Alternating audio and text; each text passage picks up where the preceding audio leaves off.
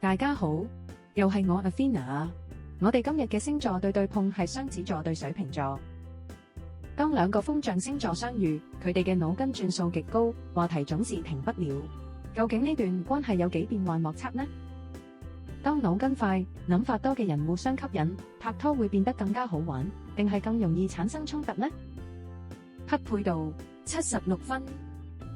雙子靈活多變，中意不停地尋找新鮮感；水瓶就獨立理性，偏向追求思想上嘅深層交流。佢哋一相遇就好容易一拍即合，話題不絕，火花四濺，彼此嘅好奇心同創意令戀愛充滿咗趣味同埋驚喜。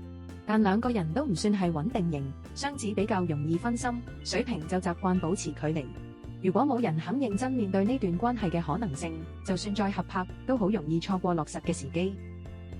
喺友情入面，佢哋總係話題不斷，笑聲連場，但冇咩情緒衝突，係咪就代表呢段關係可以行得長遠呢？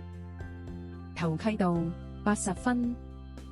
雙子開朗健談，隨時都可以拋出新鮮嘅話題；水瓶就機靈又冷靜，識得接招之餘，仲會加入一啲新觀點。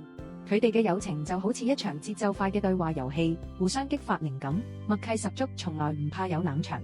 但問題係，佢哋都好少嘗試深入了解對方嘅內心世界，導致呢段友情好容易喺無聲無息之中逐漸疏遠起嚟啦。喺職場上，佢哋合作起上嚟諗法多到不得了，創意爆棚。但喺一個講求效率同埋執行力嘅工作環境入面，呢種配搭係咪真係實用呢？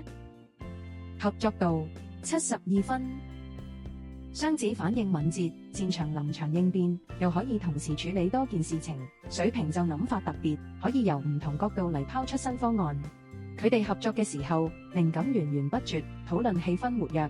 但問題係，兩個人都偏向構思型，而唔係執行型，好容易喺計劃階段表現得好搶眼，但一去到實際執行，就表現乏力。如果冇人真真正正係肯去實踐，咁呢段合作就只會永遠停留喺理想層面啦。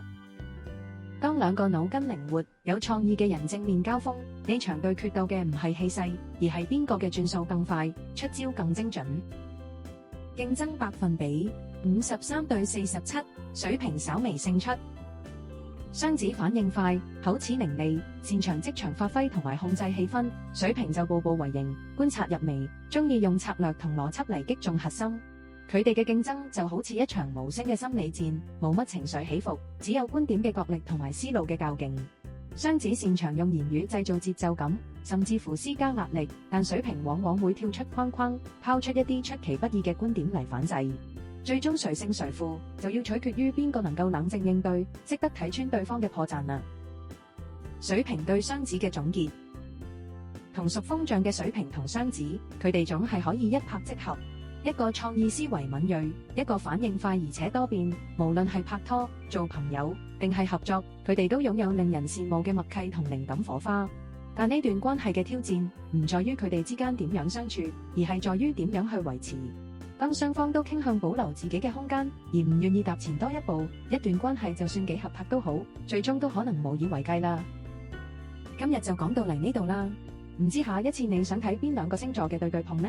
歡迎留言話俾我知，仲有記住訂閱、點讚同埋將呢條影片分享俾你嘅朋友，多謝觀賞，再見。